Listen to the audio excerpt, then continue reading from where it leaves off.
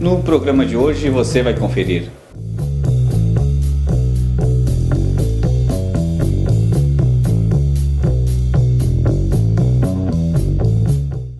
Denúncia: trabalhadores do frigorífico Marfrig denunciam as péssimas condições de trabalho e assédio moral. Laís de Matos entrevista o professor de Ciências Políticas Renato Delabec. Ele explica o funcionamento do horário eleitoral gratuito. No quadro cultural, o historiador e escritor Márcio Ezequiel fala sobre sua obra literária. Essas e outras informações você confere hoje aqui no programa Nossa Luta.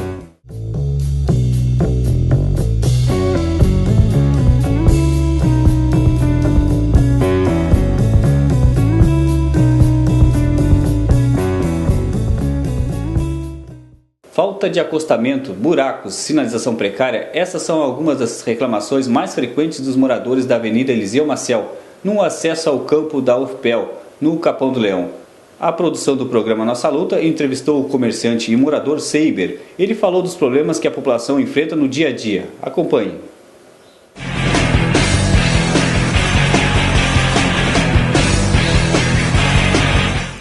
Meu nome é Seiber. Eu tenho um comércio aqui na Eliseu Maciel e eu reivindico aqui que a Eliseu Maciel seja melhorada, né? Tem promessas de ser asfaltada, fazer acostamentos pedestres. Os próprios ônibus param aqui, é uma dificuldade para o próprio pessoal parar e subir nos ônibus aqui. É uma reivindicação grande já antiga. Eu acho que está na hora de melhorar isso aqui, né? Lá, aquele próprio entroncamento que tem ali com a 13 de Maio necessita também de uma melhoria ali. Já foi melhorado, colocaram iluminação, mas só que não é o ideal ainda. E aqui na Eliseu Maciel precisa de uma iluminação melhor, que liga Pelotas à universidade, né? Então é um fluxo imenso de carro, então acho que...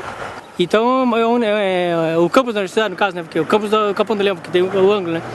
Aqui é necessário urgente aqui um asfaltamento, uma melhoria da via. A iluminação pública aqui hoje ela existe, mas ela é muito fraca, deficitária, né?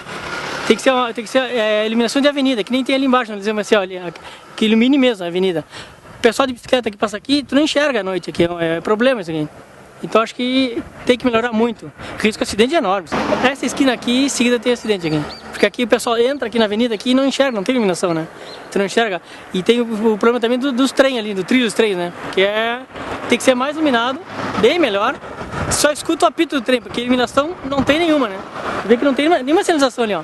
Só tem ali, para, escute, mas iluminação visual não tem nada. Melhora sempre o que faz, mas sempre que volta, chove, olha os buracos que ficam, não, volta pior, né? E quando chove, tapa o buraco e tu passa com o carro, estraga, é prejuízo certo, muito grande. É isso que o Marfrig não está funcionando, agora ele vai voltar a funcionar. O pessoal vem às 6 horas da manhã, que desce lá na 13 de Maio e vem pra cá caminhando muitas vezes, né? Briga com a avenida, porque ali, ó, aqui nós estamos no acostamento, mas mais pra frente já não tem acostamento. Tu anda junto com os carros. E tem uma curva ali, quem sobe a 13 de Maio tem uma curva ali, sobe a 13 de Maio, entra na Eliseu Maciel, tem uma curva. Uma pequena curva ali, né? Ali não tem acostamento, ali e não tem iluminação de carro, e dia de chuva então é um perigo, é enorme. Tu não enxerga as pessoas e às vezes o vidro molhado, sujo, né? É um risco direto. Tomara que o nosso novo prefeito que venha, que cumpra as promessas, né? E que melhore essa avenida, que eu acho que tem que ser feito. Isso é uma coisa primordial, né? Isso aqui, a avenida é só no nome, né? Porque na verdade tu olha aqui na avenida, que é uma rua. Tem que ser a rua Avenida Eliseu Maciel, né?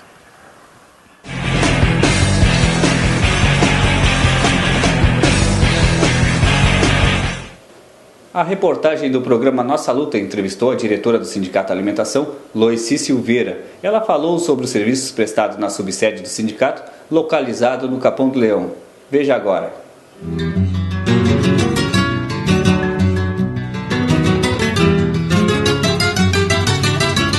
Eu sou Loici, atendo aqui, sou diretora do sindicato, atendo aqui na subsede do Jardim América. Os principais atendimentos são a médica, o advogado e a aula de ginástica feminina. A gente atende aqui todos os dias. As maiores procuras são a médica, né, e as aulas de ginástica. Nas quarta-feiras nós temos atendimento com o advogado a partir das 18 horas. Terças e quintas temos o atendimento com a médica, que é a partir das 11 horas. Nas terças e sextas, aulas de ginástica feminina a partir das 18 horas. O pessoal procura mais atendimento aqui das aulas de ginástica, médico. A gente tem uma procura grande, o pessoal dos frigoríficos, o pessoal que vem procurar bastante a gente aqui. Informações sobre processos, enfim. Aqui também a gente possui internet de graça para todos os associados que queiram vir acessar a internet aqui na subsede.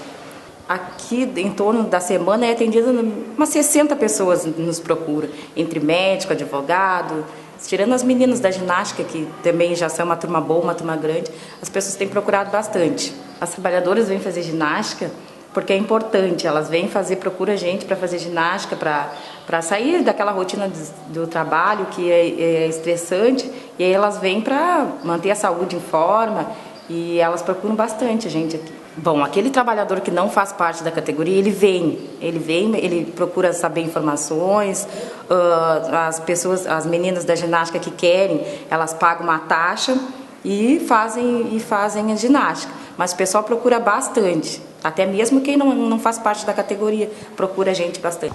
O atendimento aqui é gratuito para todos os associados da categoria. A aula de ginástica, as que não fazem parte da categoria pagam uma taxa de R$10. Bom, aqueles trabalhadores que ainda não possuem a carteirinha de associado, podem nos procurar aqui na subsede, que a gente faz a carteirinha e entrega aqui mesmo. Para todos aqueles que não têm, a carteirinha é totalmente gratuita para todos os funcionários e dependentes também. Nós, trabalhadores que quiserem procurar nossos atendimentos, venham procurar nós aqui na subsede, na rua 1º de Maio, 497. O telefone é 3275-5856. Os horários de atendimento são segunda, quarta e sexta, a partir das 14 até as 18. Na terça e na quinta, a partir das 8h30 da manhã, até as 18 horas.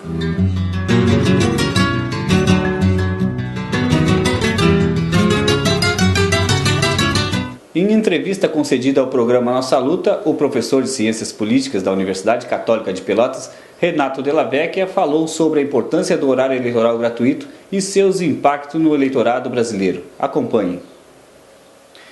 Nesta semana iniciou o programa eleitoral gratuito. Para falar sobre esse assunto, nós convidamos o professor Renato Della Vecchia, que é professor de Ciência Política da Universidade Católica de Pelotas. Professor, por que existe o programa eleitoral gratuito? O programa eleitoral gratuito é um instrumento de divulgação das candidaturas, dos projetos dos partidos políticos, e é um dos instrumentos que é utilizado para que se torne público as propostas, projetos, as concepções diferentes de administração. E os telespectadores e ouvintes das rádios reparam de que os tempos são bem diferenciados entre os candidatos, os tempos à disposição. Por que o tempo é diferente para um candidato e para outro candidato? Esse é um debate antigo, desde o momento que se estabeleceu esse espaço na televisão. Alguns acham que deveria ser igualitário esse tempo para todos os partidos. Acontece que nós temos só no Congresso Nacional 18 partidos representados, fora outros partidos que não têm representação. Se todos tivessem um tempo igualitário... Representação significa ter deputados ou senadores. Então, se todos os partidos estivessem presentes, nós teríamos talvez 2 minutos para cada partido nesse processo, o que seria inviável para que as candidaturas e os projetos se distinguissem. Outra concepção acha que não deixa de ser justo um espaço proporcional ao peso político que os partidos têm. Os maiores partidos têm maior quantidade de deputados, maior quantidade de estados e municípios presentes, portanto precisam também de mais tempo para divulgar seus trabalhos.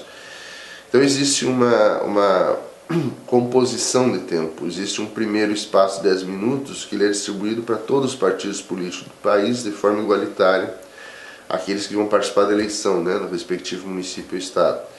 E os demais 20 minutos, daqueles 30 minutos diários, são proporcional então à quantidade de deputados estaduais, federais e senadores. E no caso dos municípios, conta também os vereadores do município. Então há um cálculo perfeito que busca atender o mínimo para todos e, acima disso, de acordo com a quantidade de parlamentares. No caso presente, agora teremos eleições municipais, portanto, para prefeito e para vereadores. Como é que é organizada a distribuição? Porque nós temos então o poder executivo e o poder legislativo. Como é que é dividido esse tempo para um poder e outro? Inicialmente não havia uma regra, a divisão era uma divisão que os partidos faziam. Como isso gerava muito problema, se estabeleceu então dias alternados. Alguns dias vão ser as candidaturas majoritárias, que a gente chama, que é candidatos a prefeito, e outros dias seriam os dias ímpares, no caso terça, quinta e sábado, vai ser os dias em que os vereadores vão se apresentar. Então isso de alguma forma eliminou um certo conflito que havia muitas vezes, onde os candidatos a prefeito não abriam espaço, de alguma forma tinha um peso maior dentro do partido, né, e os vereadores não conseguiam se expressar muitas vezes, ter espaço para... E quais são os meios? Não são todos os meios de comunicação obrigados a veicularem propaganda eleitoral gratuita. Quais são os que são obrigados e por que estes são e outros meios de comunicação não são? Rádio e televisão, porque é uma concessão pública, não existe um dono do rádio ou da televisão e, portanto, ele tem que prestar algum tipo de serviço público. No caso a internet não, porque ele é um instrumento mais genérico, né? Não existe um dono, um controle sobre ele. E os jornais são particulares, os jornais é uma outra situação, não há uma necessidade, uma concessão pública para alguém ser dono do jornal. Ele tem dinheiro, monta o jornal, né? É dono do jornal. E os canais fechados não há também essa obrigatoriedade, porque os canais fechados normalmente não são canais controlados internamente no país. Né? Muitos dos canais fechados são reprodução de programas que vêm de fora. Então, os locais abertos, rádio e televisão, né, esses são obrigados.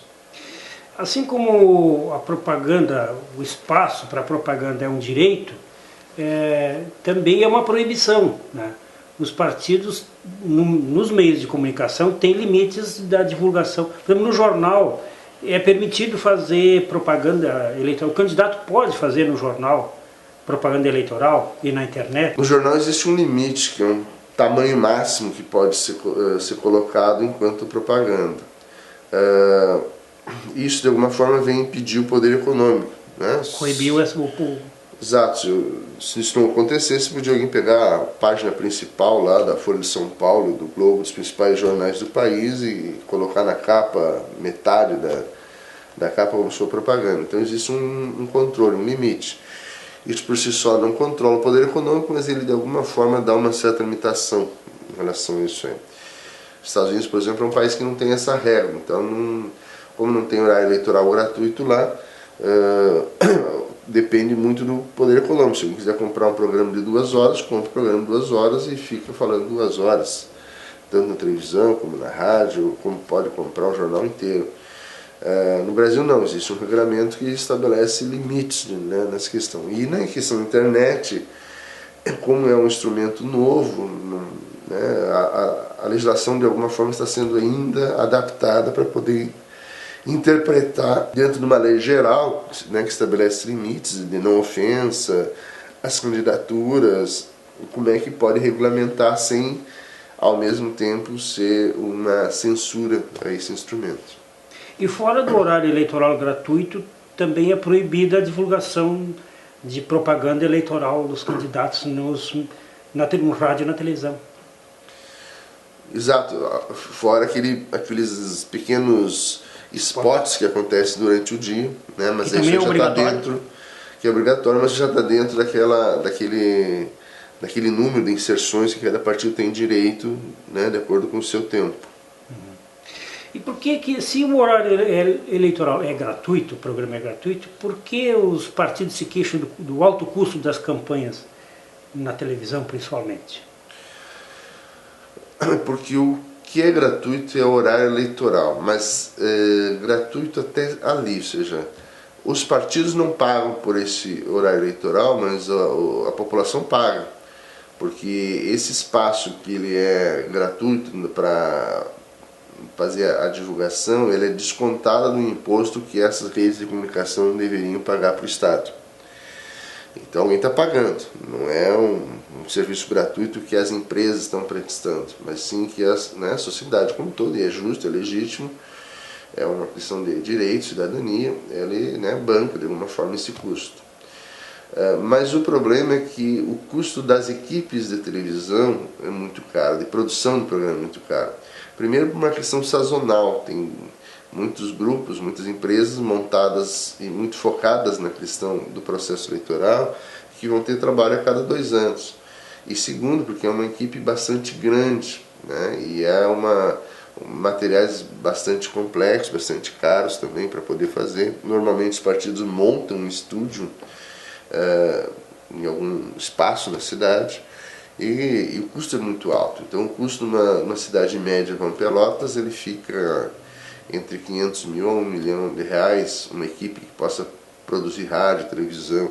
Claro, os partidos podem optar por recursos mais pobres, mas isso também tem reflexo na qualidade do programa,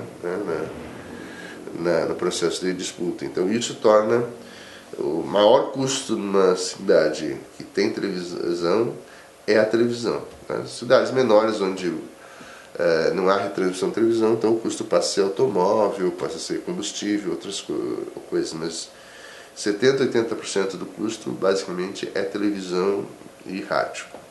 Como professor de ciência política, qual é a tua opinião sobre o horário eleitoral gratuito?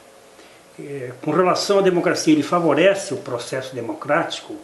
Ele está perfeito do jeito que está ou precisaria de ajustes? Eu acho que está correto, adequado essa distribuição de tempo, proporcional ao peso dos partidos, não vejo isso como um grande problema. Ele tem um peso significativo para as candidaturas a prefeito, executivo, mas um peso muito menor para os candidatos a vereador. Como são muitos candidatos a vereador, eles têm muita dificuldade em pouco tempo de poder expressar e fazer uma diferenciação. Em função disso, começa a surgir cada vez mais a ideia de que os candidatos a vereador precisam ser diferenciados dos demais. No entanto, nem todos eles têm bom gosto na hora de criar uma imagem que o diferencie dos demais. Muitas vezes fica uma coisa mais próxima à palhaçada do que efetivamente a uma diferenciação de candidaturas. E isso leva, de certa forma, a uma população, de alguma forma, desprezar ou não gostar desse tipo de programa, se afastar da política também. Isso é um problema, mas é um problema que não é do espaço, é um problema da qualidade das candidaturas que os partidos têm. Por outro lado, o programa de televisão, como ele é composto anteriormente, ou seja, ele é produzido anteriormente, os candidatos têm tempo para poder fazer a sua fala e caso não goste, reproduzir a fala, ou ter um instrumento que possam estar lendo a sua fala ao mesmo tempo que estão fazendo seu comentário. Enfim, ele é bem produzido anteriormente e ele vai escolher se aquela imagem vai ou não. Portanto, aos candidatos interessa muito mais esse espaço na televisão, onde se apresenta da forma como eles querem e não se expõe tanto assim, mas ao eleitor interessa mais o debate, porque o debate faz a capacidade de improviso que ele tem de responder na hora uma questão, qual é a capacidade de autocontrole que ele tem, se está sendo provocado ou não no debate, qual é a capacidade de dar uma resposta a uma pergunta que de alguma forma coloca ele numa situação embaraçosa. Então nós conseguimos identificar melhor exatamente quem é o candidato no debate entre as demais candidaturas. E não conseguimos identificar isso na televisão, porque ela é muito construída de forma muitas vezes até artificial. Mas ele é um espaço fundamental da cidadania, bem ou mal. Se nós não tivéssemos esse espaço, seria muito complicado as pessoas ter condições de fazer a sua diferenciação e a sua escolha de voto. Nós ouvimos o professor Renato Della Vecchia, professor de Ciência Política da Universidade Católica de Pelotas, com quem nós conversamos sobre o horário eleitoral gratuito.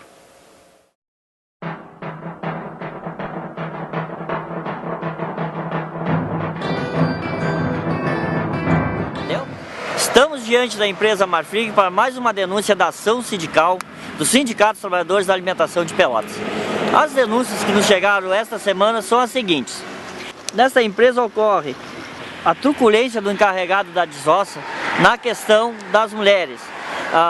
O encarregado vai no intervalo do almoço, antes de terminar o intervalo, pega as mulheres pelo braço e encaminha para a desossa. Isso é um assédio moral. O sindicato vem há várias semanas denunciando o assédio moral das empresas. Aqui no Marfrig acontece esse tipo de assédio. Uma outra denúncia que nos chegou também, aqui perto dos vestiários, há um portão, onde os trabalhadores são proibidos de passar. Esse portão está trancado, aonde que aumenta em 10 minutos a volta em que os trabalhadores têm que fazer, perdendo tempo de café e de almoço. Isso acarreta em bastante prejuízo para o trabalhador. Uma outra denúncia que nos chegou é a questão do chuveiro. Só existe 2 chuveiros para um número de 400 funcionários. Isso é uma vergonha para uma empresa tipo Marfrig, uma multinacional, contendo apenas 2 chuveiros para 400 trabalhadores. Também na questão do equipamento para o trabalho. As facas e as chairas são ruins. As facas não têm fio, as chairas não afiam as facas, portanto isso aí acarreta em o serviço cada vez fica mais pesado, pois as facas não cortam, e isso aí também não dá as condições mínimas para o trabalhador exercer a sua função adequadamente.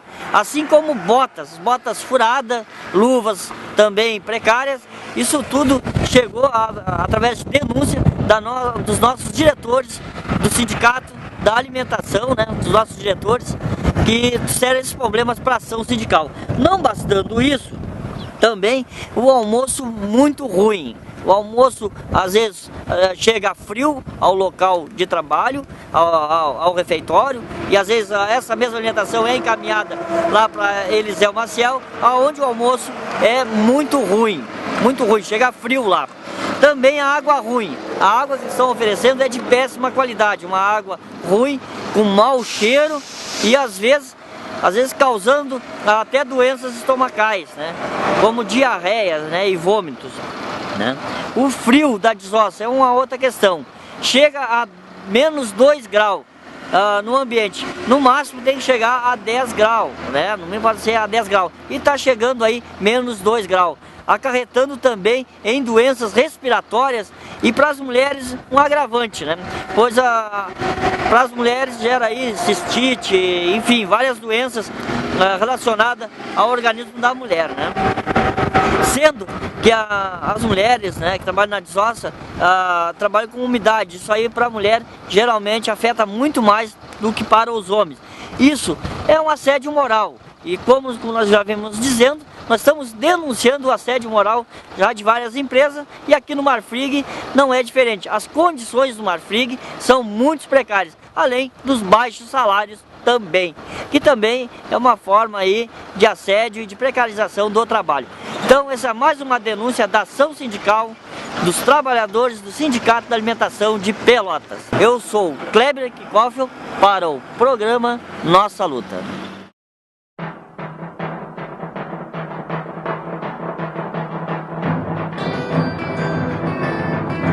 O quadro cultural de hoje é com o escritor e historiador Márcio Ezequiel, natural de Porto Alegre. Ele conversou sobre sua obra literária e seu último trabalho, que reúne 33 textos no livro Leia Antes de Jogar Fora, produção independente que ele lançou na última sexta-feira, dia 21 de agosto. Para saber mais sobre a vida e obra do autor, acesse no site www.marcioezequiel.com.br. Confira a reportagem.